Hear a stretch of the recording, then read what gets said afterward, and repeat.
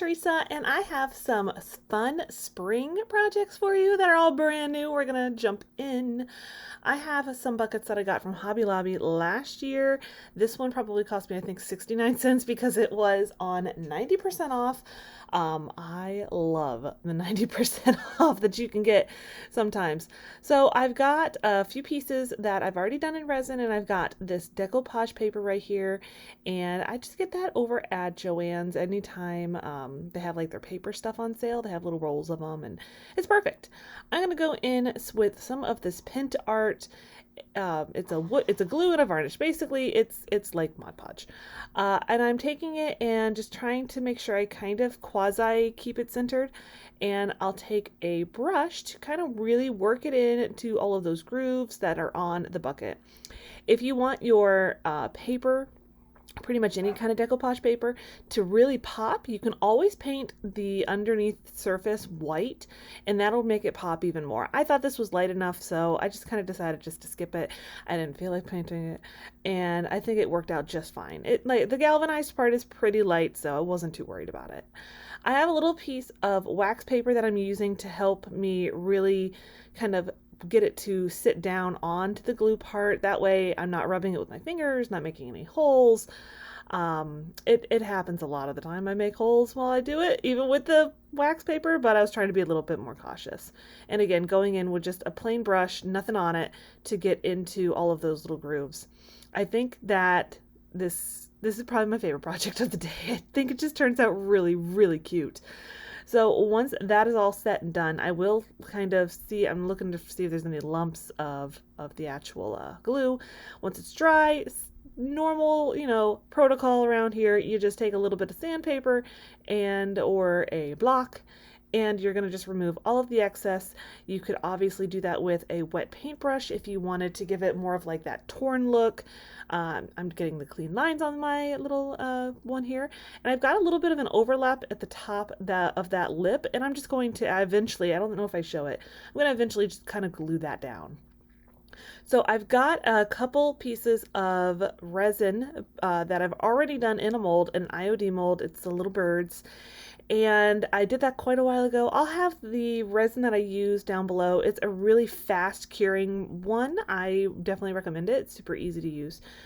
And I am removing some of the excess. I always over pour when I do resin, even if I'm trying to be super careful.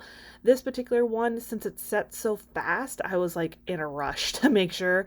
Of course, if you don't mix as much as I did, you don't have to rush as much.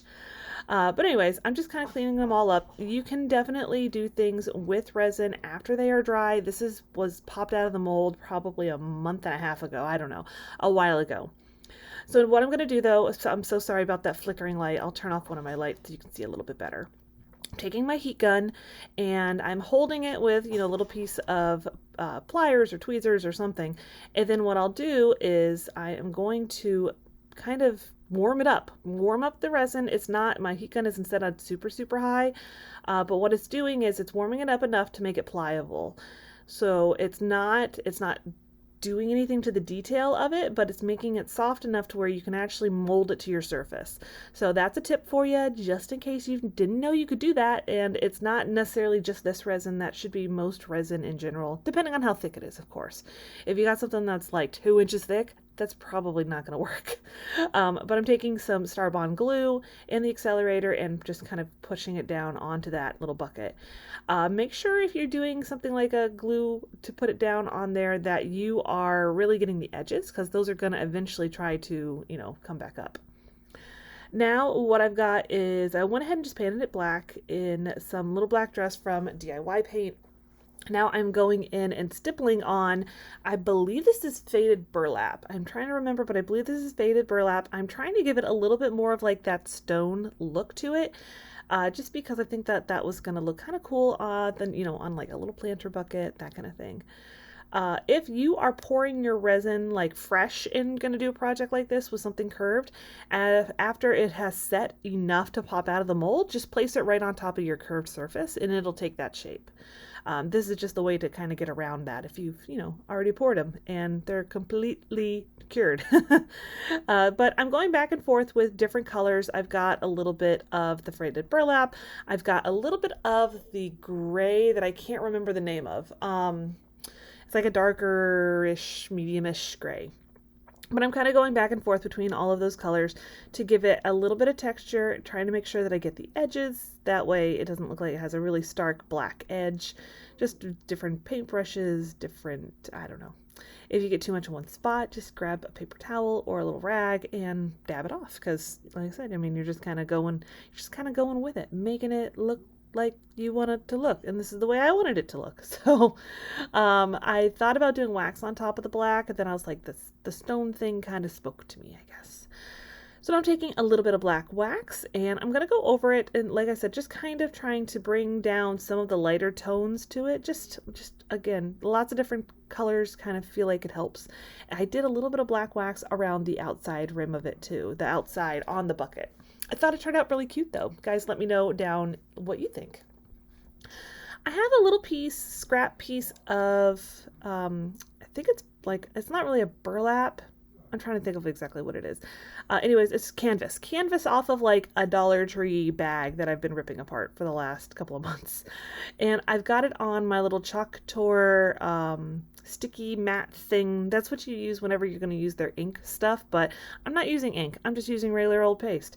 And this is a one-hole little transfer. I think they are still available if I remember right.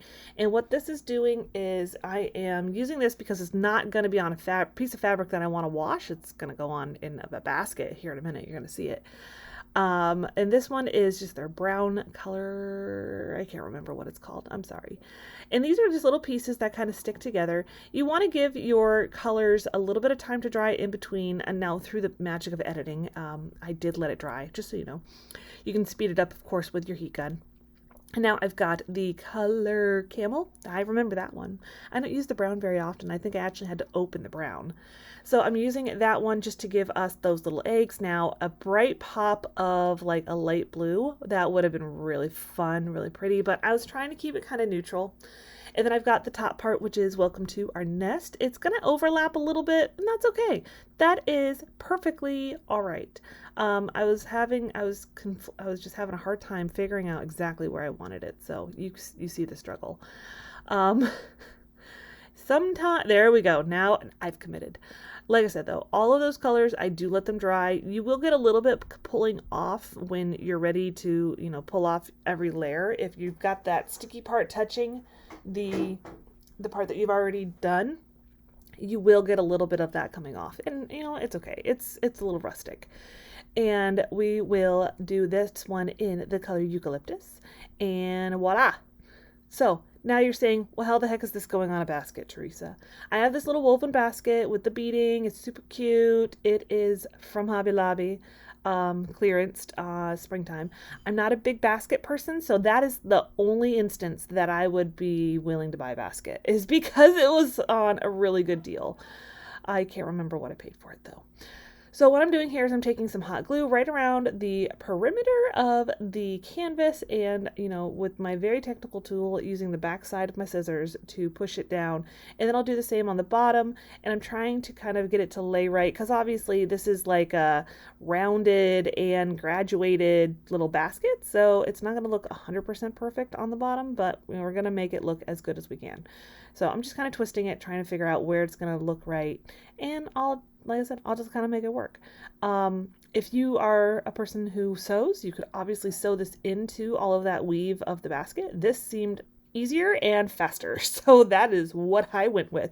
But I thought it was kind of cute. The little basket kind of is a little reminiscent of a nest, and I thought that would be kind of adorable. Anyways, here's how it turned out. It is super, super cute. I actually just dropped off this one and the first one off to the shop, so we'll see how they sell, right? On to the next one. This one went to the shop too. I've had this blue and white croc heart thing for a little while. Believe it or not, You can shop on Goodwill online. I will leave it listed down below, the link to the Goodwill online. It's an auction site, which is kind of cool and kind of dangerous at the same time. They're not the greatest deals. I'll be really honest. They're not the greatest deals, but they are good if you are looking for something specific. I have an IOD transfer. By the way, I've already painted it in the color Coastal. I'm trying to look at it. Coastal Blue from Rust-Oleum. I did a spray of a matte spray paint on top before I painted it and then after I painted it. That way I have it really locked in there because this was a very glossy finish on the outside of the croc. That way it is going to adhere to it and I won't have any issues with my IOD transfers. And I didn't. So good call on my part.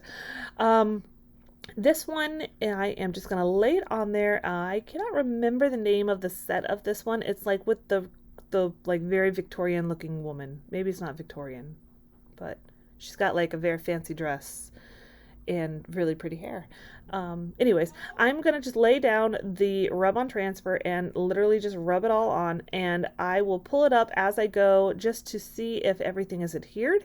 If it has not adhered to that little part of the design, I just lay it back down and fix it, basically. And you can't really tell. They're none the wiser that it didn't come all in one, one pull, that it was on there. So it's super easy to work with from that standpoint, for sure. And you don't have to use IOD, rub-on transfers. You can use pretty much any brand. I think a lot of them are fairly comparable. I mean, I like the IOD ones. They're really, really pretty. And I took the backing and just kind of went over it with one quick little, swipe just to make sure everything is adhered, nothing is sticking up, and nothing is going to come up. I'm taking a little bit of white wax just to add a little bit of distressing to it, because why not, right? Why not add some distressing? And I got a couple of dots of a stain on the inside of there, and I'm like, well, they're going to fill it with something, right? So I wasn't worried about it. Obviously, it's still there. I'm going through the whole thing, really taking a lot more care to get into where the rim is. And I'm even going to go over the design a little bit. I didn't want it to look like it started and stopped like before the actual design. So I just figured it would just kind of add a little something to it. If I get any spots that have too much, I just kind of rub it with my finger real quick. I mean, especially if you can get it before the wax is dried, you can kind of blend it a little bit. If that's your thing. If it's not your thing, then don't do it. Same with the waxing, right? If it's not your thing, don't do it. Here's how it turned out, though. I did go out, of course, and give it another quick spray of some Rust-Oleum matte spray paint. That way, matte white, matte clear. Oh my goodness, matte clear spray paint. I have this little box from, I want to say it was Target, the Dollar Spot last year, maybe? I can't remember exactly, but I think it was last year. Some things live in my stash for a long time. So on this one, I have like a whole set of 3 different ones, and this one is just going to be a really cute little thing for dog treats.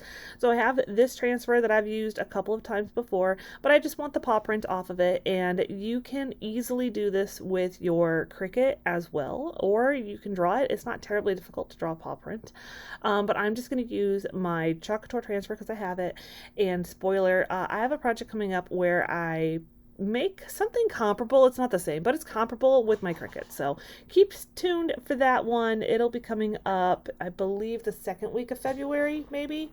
I think so. Not the next video, but maybe like the one after that. Anyways, this little treats part is part of the transfer that has like all different kinds of labels, and they're adorable, and I have never used them. I do that a lot, but this is cute. I love it. You might be seeing more of this coming soon, of this little like label, but that's how it looks. I did do a spray, of course, of the clear paint as well. It was adorable. I love it. Now these ones I did probably a month or 2 ago now. These were kind of supposed to be more like a Valentine's Day direction, but I only really made the 2 projects, and that was like, oh, well, that doesn't really make much of a video. I have that little, not so little, I guess. I think it's like an 11 by 16, 12 by 16, something like that. Cutting board from IKEA. I've had it for a while. So what I did is I did a gray wash on top of it. Now, obviously, you can't really use it after this. I mean, I guess technically you could. It's a water-based stain, but I wouldn't put food on it. So this is more for decoration. And then I have this really fun coffee-based transfer from Choc Couture, and I'm just going to put that on right onto the wood. I think I did some of the surface wax on the wood. That way it wouldn't like really settle into all of those little tiny bits and parts of the grain. And then I'm taking some of the gray, it is the color Storm, from Choc Couture, and I'm going to go over the whole thing. It is like a very like monochromatic looking design, I guess is the best way to say it, right? So I'm going to just go over it, and I'm going to pull it up as I go. And what that does is it keeps your chalk paste from drying in the screen. So like I said, I'm doing it all in one color, very monochromatic. I thought it would be kind of fun, kind of subtle, I guess you could say, subtle. It is still sitting at the shop, and I've had it there for a little while, so maybe it wasn't the right call. So maybe mix it up a little bit, add some different colors. I don't know. I didn't want it to be like super Valentine's Day to where you couldn't leave it out all year long, but anyways. So I do another section, and then I'll pull it back, and then lay it back down and continue about my business, basically. So we're going to just keep on going through this paste. And I do think I'm pretty soon going to make a video kind of more in depth about the shop that I'm at, how it works. I don't really know of any great tips or tricks for you to find something similar if you're looking for something similar. I sell at a shop on consignment, so I do not pay anything every month, which is amazing. I mean, I pay if I sell stuff, basically. But here's how it turned out. It turned out super cute. I thought it was really adorable. I have this tray. I've already kind of like disassembled it and painted it. It's almost like one of those like not bed trays, but like, you know, like mom gets breakfast in bed kind of thing. I painted it in the linen white chalk paint from Rust-Oleum, and now I'm going to go over it with another one of my transfers. This is this really pretty like vintagey rosy kind of one, and I'm going to go full on pink. You don't see this very often from me. I know you're shocked right now, but I'm going full on pink. I cannot even remember the name of the paste. If it's something you're interested in, drop a comment below and I'll figure out what it was. I don't show you the whole process because I didn't push the record button on my phone. This was like my first project back from taking a few weeks off. So there it is. It's pretty, right? It's pretty. I did add some distressing to it too, of course, but you get the basic idea of it. And I think it's a really pretty little tray. I hope you guys enjoyed today's video. It's a little bit of everywhere, I know. Let me know down in the comments what was your favorite project, if you have any questions on anything, and I will see you next time.